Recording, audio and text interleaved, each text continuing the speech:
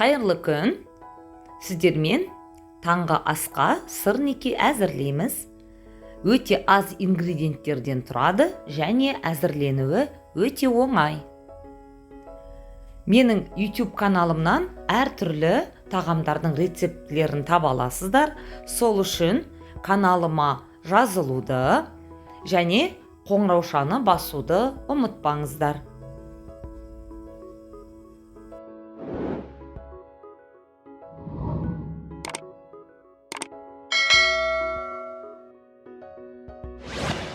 Бізге қажетті ингредиенттер: жұмыртқаның сары уызы, 3 қасық сахарная пудра, 3 қасық ұн және 200 грамм ірімшік. Кез келген ірімшік өте сулы болады. Сол суын алдын ала сығып алу керекпіз. Ол үшін марлыге немесе таза кез келген орамалға осы ірімшікті салып, әбден қысыңыздар. Бірден 200 грамм демес, аз-аздан салып қыссаңыздар, міне менікінде құрғақ ірімшік болады. Ірімшікті арнайы мискаға саламыз. Оның үстіне сахарная пудра мен ұнды қосамыз.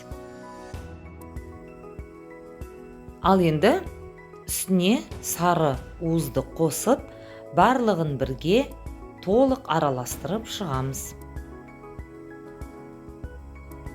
Міне көріп тұрғандарыңыздай өте қою масса. Блендермен езгілеп алғаннан кейін қолмен де араластырамыз. Сол кезде бізде осындай қою масса шығады. Кішкене ұнның көмегімен форма әзірлеуге кірісеміз. Яғни өздеріңізге қажетті мөлшерде творог аласыздар. Бұл жерде менде 50 граммдай және де домалақ формаға келтіріп аласыздар. Енді бізде өте әдемі форма шығуы үшін стаканның көмегі қажет. Осылай тура видеодағындай айландырсаңыздар, әдемі бір қалыпты форма шығады және үстінен стаканмен кішкене ғана басасыздар. Қатты жұқа болып кетпеуі керек. Міне көріп тұрғандарыңыздай осындай әдемі форма шығады.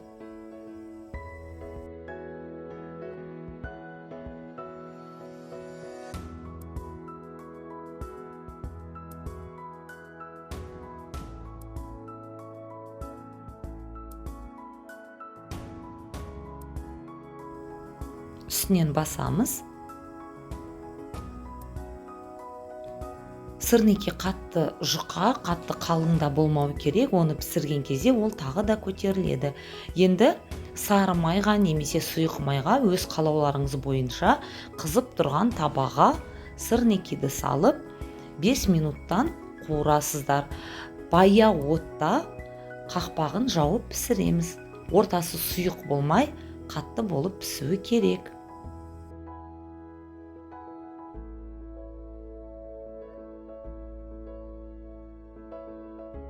Екі бетін осылай ауыстыру арқылы 5 минуттан өте баяу отта пісіріп алыңыздар.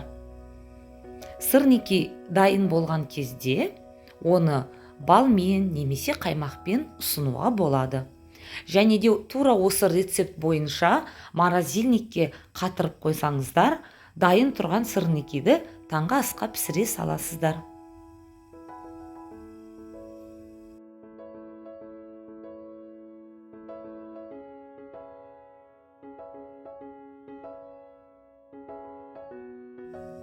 Ал, достар, менің каналыма жазылуды, менімен бірге тамақтарды әзірлеуді ұмытпаңыздар.